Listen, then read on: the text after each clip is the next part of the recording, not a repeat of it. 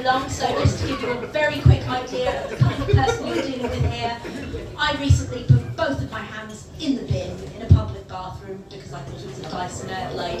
So that's where I am. Also, you might look at me and think that I look like a kind of anime librarian or a troublingly erotic CBeebies presenter. And it's more complicated than that, but you're close enough, okay, you're close enough.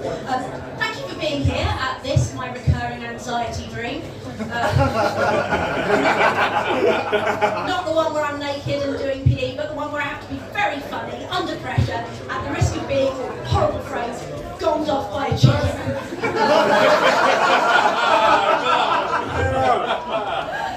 Luckily though, my mental health is quite poor, so I'm used to living at that level of fear of failure. My whole life is essentially a gong show. I expect to be gonged off every time I make a phone call, latte, attempt sex. 1 minute. Exactly.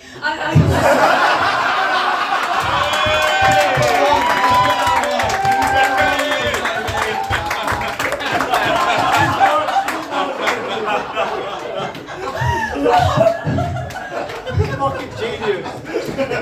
I'll hop on my partner and I'll immediately go bong, and I'll think, you know what, fair enough. then I'll just go and grab a drink and watch all the other people having a go.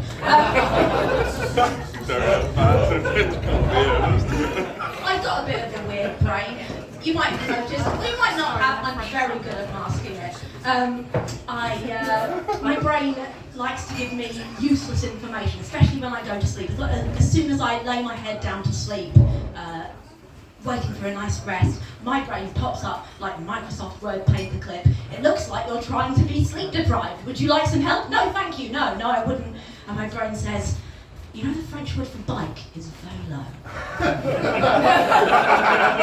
Fuck it is. And I say, yeah, I do know that. And my brain says, velociraptors are called velociraptors because they used to ride bicycles. And I say, not true, you know that's not true. That's etymology at best.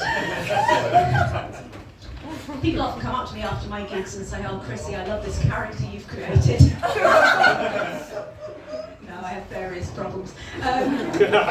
Procreation isn't one of them, though. I have procreated, I've created life, and it's going pretty well. I fed her today, so yeah.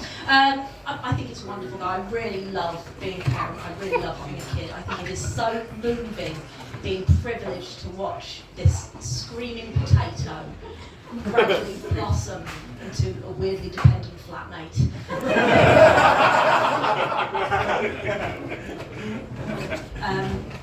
The best thing, though, about being a mother is that I can share my cultural references with her.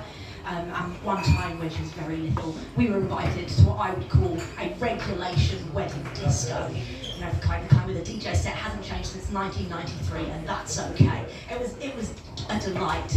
And I didn't see much of my daughter that night. My daughter went because at the age of 5 she already had more of a social life than I ever will have. And also because she followed my friend Julia around all night that night. She followed her around. And by about midnight, my friend Julia was starting to flag, understandably. She was edging towards the boundaries of the dance floor as "You Can't Touch This" blared on the stereo, trying to talk to another adult. And I got to witness this tiny, tiny child with the most somber, earnest expression on her face go after her and go, Julia, you have to stop. It's hammer time. Oh, okay. Fine. One thing, though, about being a parent, the thing that I think most parents will be able to identify with is that you spend so much of your time, so much of your life parenting, that when it's time to stop parenting, it's really hard to turn it off. You do find yourself pointing out moo cows to strangers on the bus. Worst one of these that ever happened to me was my partner at the time had a friend round. So this was 2 guys in their late 30s kicking back playing cards in my living room. And let me tell you, it really does change the whole vibe of an evening.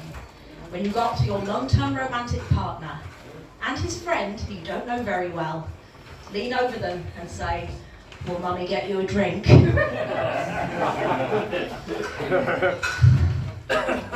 I had to have a threesome that night just to save face. You'd be absolutely brilliant. I am Chrissy's watching- brilliant!